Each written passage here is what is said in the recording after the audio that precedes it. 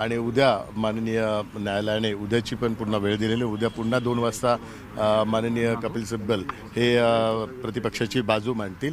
आज विशेष करून या 2-3 मुद्द्यांवर खूप चर्चा झाली की इलेक्शन कमिशनचं सिम्बल जे देण्याच्या संदर्भातलं आणि पॉलिटिकल पार्टी आणि लेजिस्लेटिव्ह पार्टी याच्या संदर्भात चर्चा झाली आणि त्यांनी जे पॉलिटिकल पार्टीला रेकग्नाइज केलं ते त्यांनी 15 थ्रू त्यांनी त्यांचं सबमिशन केलेलं आहे. परंतु तसं नाही, इलेक्शन कमिशनने जे रेकग्नायझेशन दिलेलं आहे ते दुसऱ्या कलमाच्या आधारे दिलेलं आहे आणि सिम्बल अलॉट करताना जे पॉलिटिकल पार्टीचं वोटिंग पर्सेंटेज आहे ते वोटिंग पर्सेंटेज काउंट केलं जातं आणि त्या संदर्भात या संदर्भातले आर्ग्युमेंट झाले. आणि पॉलिटिकल पार्टीचं लेजिस्लेटिव्ह पार्टीचं जे मेंबर्स आहेत ते पण पॉलिटिकल पार्टीचे एक प्रकारचे मेंबर्सच असतात. त्यामुळे ते पॉलिटिकल पार्टी आणि लेजिस्लेटिव्ह पार्टी ही वेगळी होऊ शकत नाही आहे. अशा चर्चा झाल्यात. चर्चा उद्या पुन्हा 2 वाजल्यापासून चालू राहतील.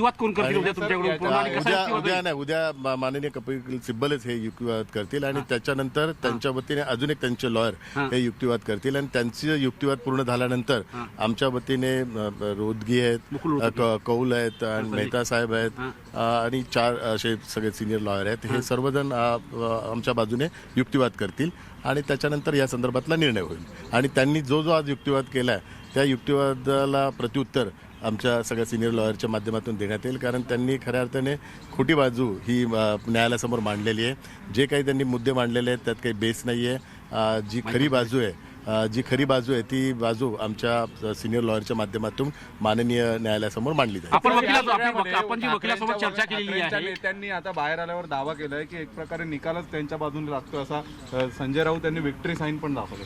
नाही, दावा कोणी करेल, कारण निर्णय घेण्याचा हा अधिकार हा संपूर्ण माननीय सर्वोच्च न्यायालयाचा खंडपीठाचा आहे. त्यामुळे कोणी दावा करू शकत नाही आहे. त्यामुळे तो माननीय सर्वोच्च न्यायालयाचा आता अपमान होईल आणि त्यामुळे हा आता युक्तिवाद चालू आहे आणि आम्हाला संपूर्ण विश्वास आहे की आम्ही जे काही गोष्टी केलेल्या आहेत, जे काही प्रक्रिया केलेल्या आहेत आणि जी काही प्रोसिजर केलेली आहे ती घटनेला अनुसरून केलेली आहे आणि कायद्याला अनुसरून केलेली आहे.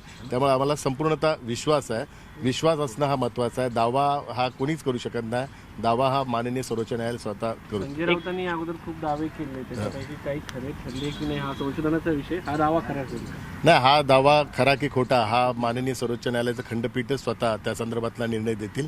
आम्हाला संपूर्णतः विश्वास आहे. हा दावा खोटा आहे हे आता माननीय सर्वोच्च न्यायालय त्यांच्या निकालाच्या माध्यमातून देतील. मुख्य नेते पदाच्या एकनाथ शिंदे यांच्या निवडीवरती आक्षेप घेतला गेला. कपिल सिब्बल यांनी सांगितले की घटनेत हे पदच नाहीये शिवसेनेच्या घटनेमध्ये. नाही, कपिल सिब्बल यांनी ही चुकीची माहिती माननीय न्यायालयासमोर मांडलेली आहे. कारण घटनात्मक पदाची ती निर्मिती केलेली आहे आणि ती निर्मिती करताना जी काही इलेक्शन कमिशनच्या ज्या प्रोसिजर आहेत त्या प्रोसिजर आम्ही फॉलो केलेल्या आहेत आणि जी माननीय बाळासाहेबांची जी घटना आहे त्या घटनेला अनुसरूनच ह्या सर्व आम्ही प्रोसिजर केलेल्या आहेत. त्यामुळे आम्हाला संपूर्णतः विश्वास आहे माननीय इलेक्शन कमिशनने जो निर्णय घेतलेला आहे तो निर्णय योग्य आहे, घटनेला अनुसरून आहे आणि घटनेचा विजय होईल आणि इलेक्शन कमिशनच्या नियमांचाच विजय होईल. धन्यवाद. हिंदी हिंदी हिंदी हिंदी